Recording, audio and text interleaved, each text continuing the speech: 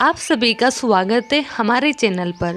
आज हम एक अत्यंत रहस्यमय विषय की ओर बढ़ने जा रहे हैं। विष्णु, ब्रह्मा और शिव के चार महीनों के शयन का रहस्य। क्या आपने कभी सोचा है कि हमारे सृष्टिकर्ता, पालनकर्ता और संहारकर्ता देवता एक निश्चित समय के लिए शयन कैसे करते हैं?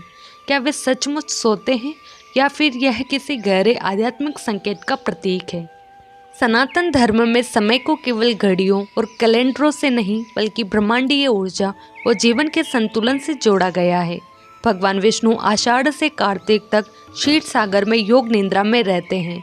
शिव मार्गशीर्ष से फाल्गुन तक हिमालय में तपस्या करते हैं और ब्रह्मा जी चैत्र से आषाढ़ तक सृजन कार्य से विराम लेते हैं। यह केवल देवताओं की विश्राम कथा नहीं बल्कि हमारे जीवन की लय और आत्मचिंतन के समय का संकेत है। आज हम जानेंगे कि इन चार महीनों की शांति, मौन और विश्राम में छिपा है जीवन का गहरा संतुलन और ब्रह्मांडीय रहस्य। तो आइए इस दिव्य विषय की ओर एकात्म होकर बढ़ते हैं। भगवान विष्णु का शयन। भगवान विष्णु का शयन काल हिंदू धर्म में अत्यंत महत्वपूर्ण माना गया है। यह अवधि आषाढ़ शुक्ल एकादशी से शुरू होकर कार्तिक शुक्ल एकादशी तक चलती है और इसे चातुर्मास कहा जाता है। इस काल में भगवान विष्णु क्षीर सागर में शेषनाग की शैया पर योग निद्रा में लीन हो जाते हैं। यह कोई सामान्य नींद नहीं बल्कि एक आध्यात्मिक विश्राम है जिसमें संपूर्ण देवता भी अपनी गतिविधियां धीमी कर देते हैं। चातुर्मास के दौरान धार्मिक दृष्टि से विवाह, गृह प्रवेश, मुंडन, यज्ञोपवीत आदि मांगलिक कार्यों को टाल दिया जाता है। इससे आत्म संयम, उपवास, तप, व्रत, ध्यान और ब्रह्मचर्य के पालन का विशेष समय माना गया है। 4 महीनों तक भक्त भगवान विष्णु की आराधना करते हैं, कथा, कीर्तन, तुलसी पूजन आदि करते हैं, जिससे आध्यात्मिक ऊर्जा का संचय होता है।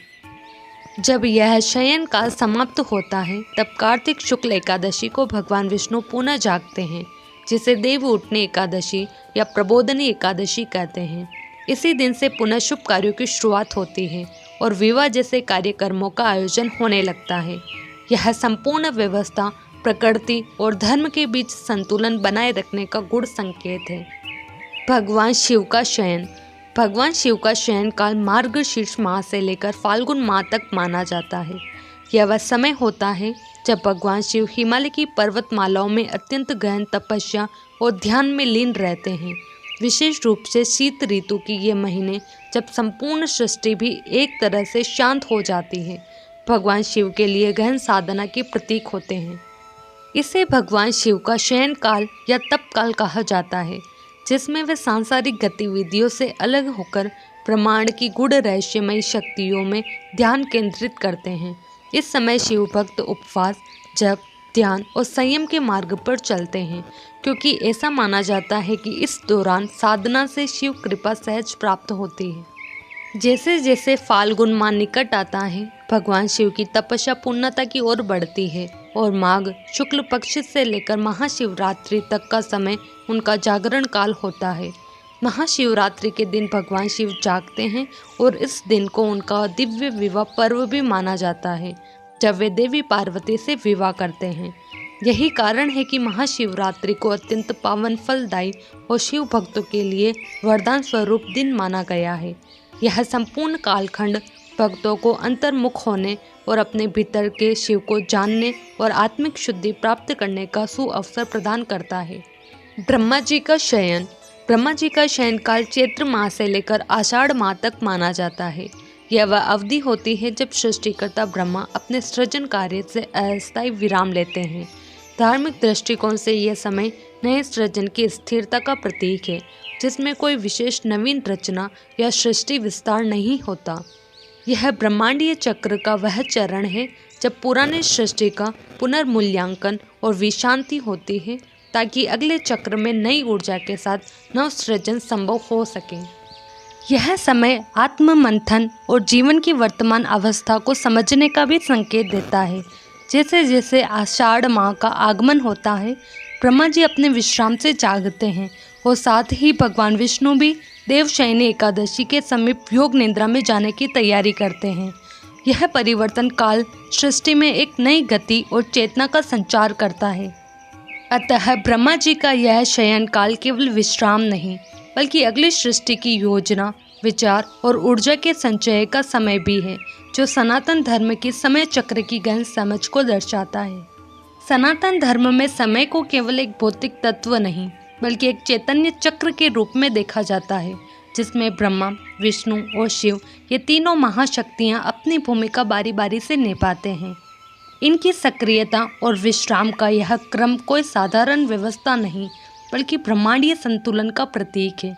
4-4 महीने का यह कालखंड इस चक्र को स्थिर बनाए रखने के लिए अत्यंत महत्वपूर्ण है। 4 महीने का एक भाग आत्म मंथन, ध्यान, संयम, तप और आत्मशुद्धि के लिए निर्धारित होता है, जिसमें व्यक्ति को आंतरिक विकास और आध्यात्मिक उन्नति पर ध्यान देना चाहिए। इसे ही विष्णु के योग निद्रा, शिव के तप और ब्रह्मा के सृजन विराम के रूप में दर्शाया गया है। इसके विपरीत शेष 8 महीने सांसारिक कार्यों जैसे विवाह, उत्सव, यज्ञ, सामाजिक दायित्वों के लिए होते हैं, जहां व्यक्ति समाज, परिवार और कर्तव्यों में सक्रिय होता है। यह व्यवस्था केवल धार्मिक अनुशासन ही नहीं बल्कि मानव जीवन की संतुलित गति और मानसिक आध्यात्मिक स्वास्थ्य को बनाए रखने की एक सूक्ष्म और वैज्ञानिक योजना है। इस गूढ़ व्यवस्था के माध्यम से सनातन संस्कृति यह संदेश देती है कि जब तक विश्राम और क्रिया दोनों का संतुलन नहीं होगा तब तक जीवन पूर्ण नहीं हो सकता।